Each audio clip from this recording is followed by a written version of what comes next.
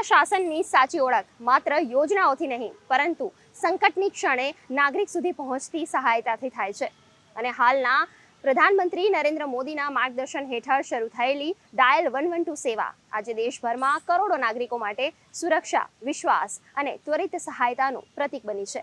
એક એવો નંબર જે પોલીસ, ફાયર અને એમ્બ્યુલન્સ જેવી ઇમરજન્સી સેવાઓને એક જ પ્લેટફોર્મ પર જોડે છે. એક દેશ એક ઇમરજન્સી નંબરનું જે સ્વપ્ન ક્યારેક વિચાર રૂપે રજૂ થયું હતું તે આજે સફળ હકીકત બનીને દરેક નાગરિકને સુરક્ષાનું મજબૂત કવચ પૂરું પાડી રહ્યું છે.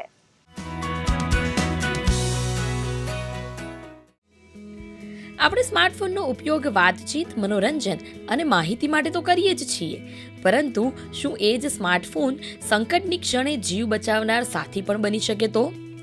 પ્રધાનમંત્રી નરેન્દ્ર મોદીના એક દેશ એક ઇમરજન્સી નંબરના દૂરંદેશી વિચારને આજે ડિજિટલ શક્તિ મળી છે. 112 ઇમરજન્સી નંબર અને 112 ઇન્ડિયા એપના રૂપમાં. એક એવી ટેકનોલોજી જે માત્ર કનેક્ટ નથી કરતી, પરંતુ મુશ્કેલીમાં પડેલા માણસ સુધી મદદ પહોંચાડે છે. ક્યારેક અકસ્માત, ક્યારેક આગ, તો ક્યારેક મહિલાઓ કે બાળકો સામે ઊભી થતી અચાનક પરિસ્થિતિમાં.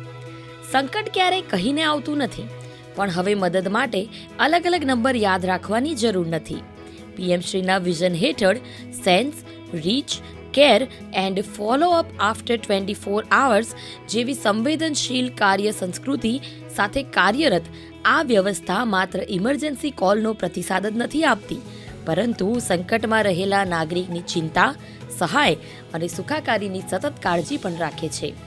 દેશભરમાં અમલમાં આવેલ 112 ઇમરજન્સી રિસ્પોન્સ સિસ્ટમ આજે પોલીસ, ફાયર અને એમ્બ્યુલન્સ સહિતની તમામ મુખ્ય ઇમરજન્સી સેવાઓને એક જ પ્લેટફોર્મ પર જોડે છે.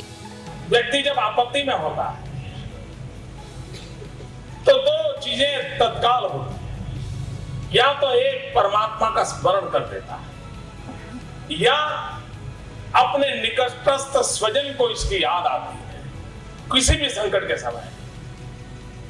मित्रों, मैं वो स्थिति देखना चाहता हूं कि संकट के समय ईश्वर से पहले उसे 108 याद आ जाए. ગુજરાતમાં માનનીય નરેન્દ્ર મોદી સાહેબ જ્યારે મુખ્યમંત્રી તરીકે હતા, તેઓનું હંમેશા ભાર પીપીપી પબ્લિક પ્રાઇવેટ પાર્ટનરશિપ ઉપર રહેતું હતું, ગુડ ગવર્નન્સ પર રહેતું હતું. અને એના જ ભાગરૂપે ગુજરાતમાં 2007માં શરૂ થયેલી 108 ઇમરજન્સી સેવા, એ વખતે જ એમનું વિઝન એવું હતું કે medical, police, fire, disaster, woman safety વગેરે સબ્જેક્ટ્સને એક જ નંબર હેઠળ આવરી લઈ અને મુશ્કેલીમાં કોઈ પણ વ્યક્તિ હોય તો એને અલગ અલગ નંબરો યાદ ન રાખવા પડે અને એક જ નંબરથી એને મહત્તમ સેવાઓ પ્રાપ્ત થઈ શકે એવું આયોજન કરવાના તેઓ હિમાયતી હતા.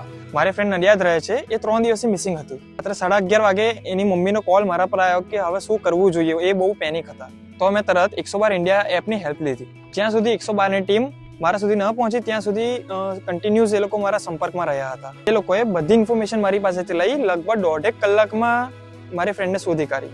હું જોબ ઉપરથી ઘરે જાઉં, મને મોડું વહેલું થાય એટલે મારી ફેમિલીને કોઈ ટેન્શન પણ નથી, કેમ કે 112ની મને હેલ્પ મળે છે. SOS બટન દબાવો એટલે 112 મને ક્યાંથી બી શોધી કાઢશે. અને અત્યારે હું ફ્રીલી છું અને મારી ફેમિલી પણ ફ્રીલી છે. પ્લે સ્ટોર, એપ સ્ટોર પરથી 112 ઇન્ડિયા એપ ડાઉનલોડ કરો. પછી મોબાઈલ નંબરથી રજિસ્ટ્રેશન કરો.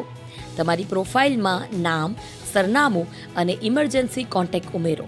ત્યારબાદ જ્યારે પણ જરૂર પડે ત્યારે એક બટન દબાવતા જ તમારું લોકેશન અને માહિતી સીધી કંટ્રોલ રૂમ સુધી પહોંચી જાય છે. આ ઉપરાંત પાવર બટનને વારંવાર દબાવીને પણ SOS ટ્રિગર કરી શકાય છે.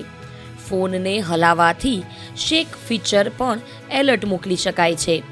ખાસ કરીને મહિલાઓ માટે શાઉટ ફીચર, જે તાત્કાલિક આસપાસના વોલેન્ટિયર્સને એલર્ટ કરે છે અને મદદ આવતા સુધી તમારી લોકેશન રિયલ ટાઈમ ટ્રેક કરવામાં આવે છે. તમામ રાજ્યોની અંદર 112 નેશનલ ઇમરજન્સી નંબર એવી રીતે ડિક્લેર કરવામાં આવ્યો છે કે જેમાં 5 પ્રકારની ઇમરજન્સી પાયાની સેવાઓ છે: મેડિકલ, પોલીસ, ફાયર, ડિઝાસ્ટર અને વુમન સેફટી. પાંચેયનું સમન્વય થઈને 112 જનરક્ષક સેવાઓ ગુજરાતમાં અને અન્ય રાજ્યોમાં પણ સ્થાપિત થયેલી છે. આ સેવાના પ્રારંભથી લઈને અત્યાર સુધીમાં 8,14,000 જેટલા સફળ કેસનું હેન્ડલિંગ 112 હેઠળ ગુજરાતમાં થયેલ છે. તેમજ એક રાજ્યમાંથી બીજા રાજ્યમાં પણ પ્રવાસ કરતા હોય ત્યારે આ જ નંબર દ્વારા સીમલેસલી આ સર્વિસીસ લોકોને પ્રાપ્ત થાય એ પ્રમાણેનું ટેકનોલોજીનું બહુ જ એડવાન્સ ઇન્ટિગ્રેશન તમામ સેવાઓ માટે 112ના પ્લેટફોર્મ પર કરવામાં આવેલું છે. ડિજિટલ ઇન્ડિયાના આ યુગમાં સુરક્ષા હવે માત્ર વ્યવસ્થાની જવાબદારી નથી, પણ દરેક નાગરિકના હાથમાં પહોંચેલી શક્તિ છે. એક મોબાઈલ ફોન, એક એપ અને એક ક્લિક. ગુડ ન્યૂઝ ગુજરાત માટે અમદાવાદથી ક્ષમા કામદારનો રિપોર્ટ.